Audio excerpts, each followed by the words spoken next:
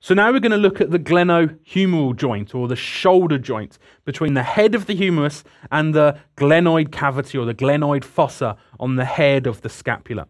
And we can see on the screen we've got numerous images which show different views of this joint. So here we can see a section through the joint. We can see we've got the head of the humerus here, and we've got the glenoid cavity. We can see the shallow glenoid cavity and the relatively large head of the humerus. Here we can see a lateral view. We can see the glenoid cavity and how it's deepened via this glenoid labrum. And then we can see some of the ligaments that are helping to support this joint. So if we look at the articulation, then as I mentioned, we have this large humeral head, but it's running up against this shallow glenoid cavity. Now, although this allows increased range of movement, it means there's reduced stability. So when we look at the hip joint in the lower limb lectures, you'll see that the equivalent of the glenoid cavity, the acetabulum, is very deep, and it actually holds the vast majority of the head of the femur. Here, we've only got a very shallow glenoid cavity for that large humeral head. The glenoid cavity is reinforced, it's deepened by this fibrocartilaginous glenoid labrum. We can see the glenoid labrum here, we can see it running all the way around the glenoid cavity, and this serves to deepen that recess which the head of the humerus sits. We can see we've got the glenoid labrum running around here, helping to deepen that cavity. The humeral head is held in the cavity, if you remember, by the tonic contraction of the rotator cuff muscles. These scapulohumeral muscles passing from the scapula to the humerus, the supraspinatus, infraspinatus, subscapularis and teres minor muscles, the basal contraction, the tonic contraction of these muscles actually pulls the head against the glenoid cavity, and this actually helps to stabilize the joint.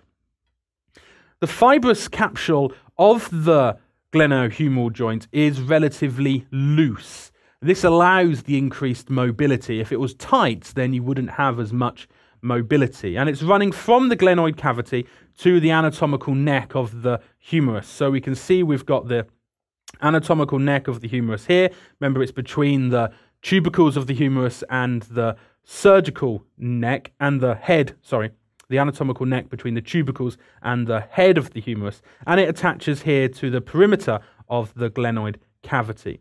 Superiorly, the joint is actually reinforced because we have the tendon of long head of biceps. And here we can see the tendon of long head of biceps. Remember, it's passing through the intertubercular sulcus, the intertubercular groove between the two tubercles.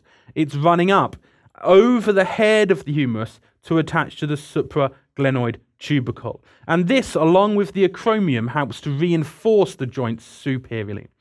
Inferiorly, the joint is very loose, and there's no reinforcement inferiorly of the capsule. And if the humerus is to dislocate at the glenohumeral joint, it typically will be an inferior dislocation. The head is then pulled forwards via the action of pectoralis major and muscles.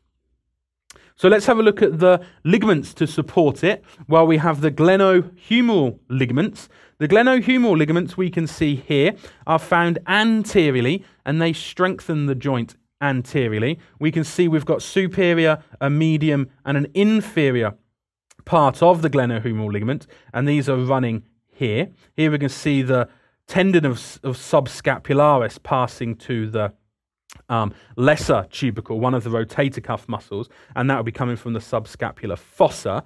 Here we can see the anterior view of the joint, so we can see the coracoid process here as well.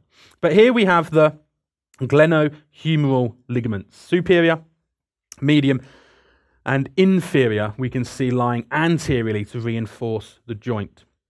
We also have the coracohumeral ligament. The coracohumeral ligament passes from the coracoid process to the greater tubercle of the humerus. And this is a strong band. It strengthens the joint again superiorly. So we can see the coracohumeral joint running across here to the coracoid process, and it passes to the greater tubercle of the humerus. It strengthens it superiorly. We also have the transverse humeral ligament, and this bridges the intertubercular groove. It attaches to the greater and lesser tubercles, so we can see it running over here, and it creates that tunnel for the long head of biceps to pass through.